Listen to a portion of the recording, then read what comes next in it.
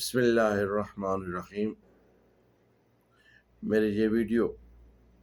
میرے ان دوست اور احباب کے لیے ہے جو اپنی روزی اور رزق کی تلاش کے لیے کسی بھی یورپی ملک یا گلف کے کسی ملک میں جانے کی تیاری کر رہے ہیں۔ میرے دوستو، کسی بھی ملک میں، کسی بھی خطے میں دو کیٹیگری کے لوگ ملتے ہیں۔ ایک وہ جن کو اللہ تعالیٰ نے اتنا موقع دیا ہوتا ہے، اتنے وسائل دیے ہوتے ہیں کہ وہ اچھے سے اچھی تعلیم حاصل کرتے ہیں اور اچھی تعلیم حاصل کر کے وہاں سے نکلتے ہیں، تو ان کے لیے وہ جہاں بھی جائیں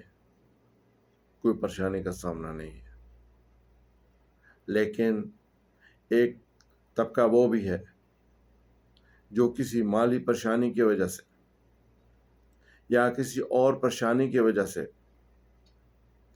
تعلیم حاصل نہیں کر سکتے، اور یہ وقت آ جاتا ہے، بے روزگاری سے تنگ آ جاتے ہیں، اپنے اخراجات سے تنگ آ جاتے ہیں، اور یہ سوچنے پہ مجبور ہو جاتے ہیں کہ کسی باہر کے ملک میں جا کے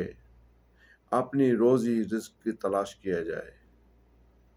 اور وہ اس کے لیے تیاری شروع کر دیتے ہیں۔ ان کی تیاری ہوتی رہتی ہے، ان کا پاسپورٹ بن جاتا ہے، ان کا ٹکٹ بن جاتا ہے،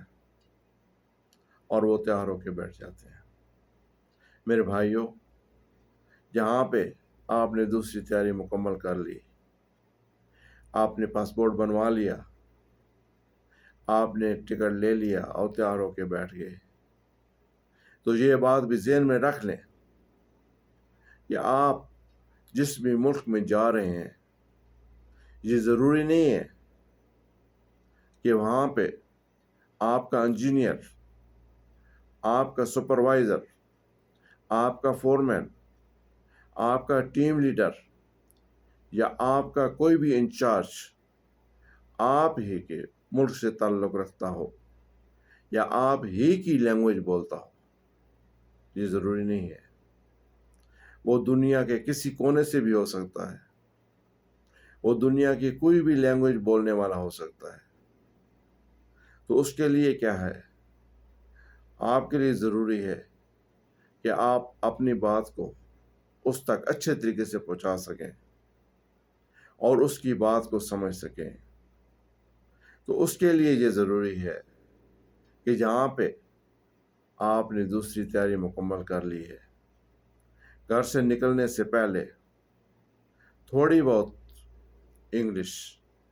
اور تھوڑی بہت عربی ضرور سیکھیں۔ میں یہ نہیں بولتا کہ آپ عالم اور فاضل ہو کے گھر سے نکلیں، لیکن آپ کو اتنی تھوڑی بہت عربی اور انگلش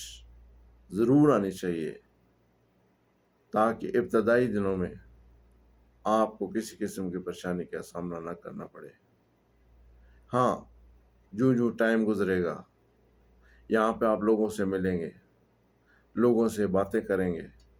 لوگوں کی سنیں گے، تو آپ کو انگلش بھی آ جائے گی، آپ کو عربی بھی آ جائے گی، اور اپنے مسائل کا حل بھی کر پائیں گے۔ لیکن اس کے لیے تھوڑا ٹائم لگے گا،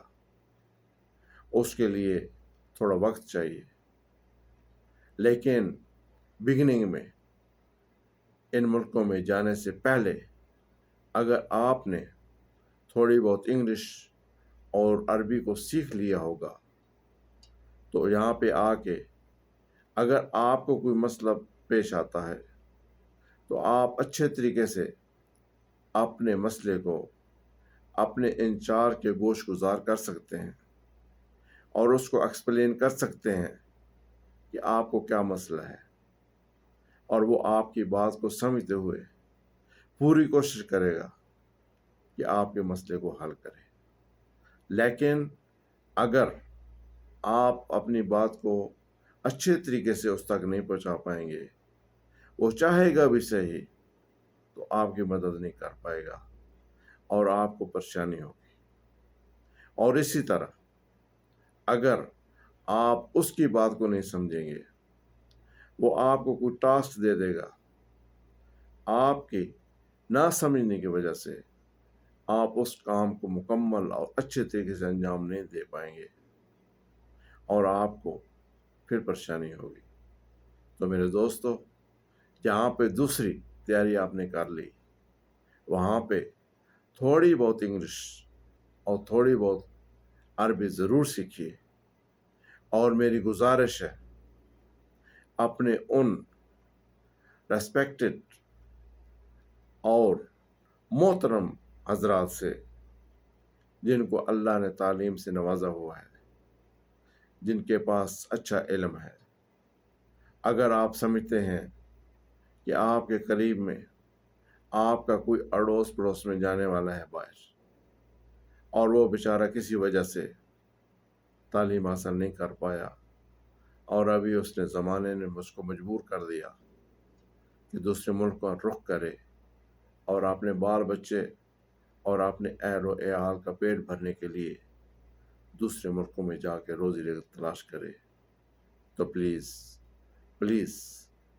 ان کو تھوڑی بہت عربی سکھا دیں، تھوڑی بہت انگلش سکھا دیں۔ جہاں پہ بیٹھتے ہیں آپ، چائے پیتے ہیں، لوڈو کھیلنے کے بجائے ان کو تھوڑی انگلش سکھا دیں، تھوڑی عربی سکھا دیں، تاکہ وہ جب باہر آئیں ان کو کوئی پریشانی نہ ہو اور وہ اپنے باعزت طریقے سے ٹائم گزار سکیں۔ اس سے آپ کو بھی اللہ تعالیٰ اجر عظیم عطا کرے گا،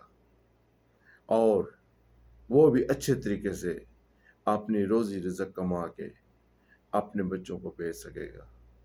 جب تک یہ روزی کماتا رہے گا، آپ کو اس کا اجر ملتا رہے گا۔ یہ ایک صدقہ جاری ہے، اس کو ضرور کریں۔ اور میں ایک دفعہ پھر اپنے ان دوستوں سے جو کسی وجہ سے تعلیم حاصل نہیں کر پائے اور ابھی باہر آ رہے ہیں، تو پلیز تھوڑا بہت انگلش اور عربی پہ توجہ دیں تاکہ آپ کو پریشانی نہ ہو۔ اللہ تعالیٰ ہر قدم پہ ہماری رہنمائی فرمائے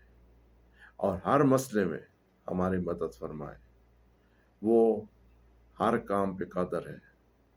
وہ ہر چیز کا مالک ہے۔ آپ ہمیشہ جب بھی بیٹھیں، جب بھی سوچیں، ایک دعا ضرور کیا کریں، وہ یہ ہے کہ رب لا تذرنی فردا وانت خیر الوارثین، رب لا تذرنی فردا وانت خیر الوارثین، رب لا تذرنی فردا وانت خیر الوارثین۔ والسلام علیکم ورحمۃ اللہ وبرکاتہ۔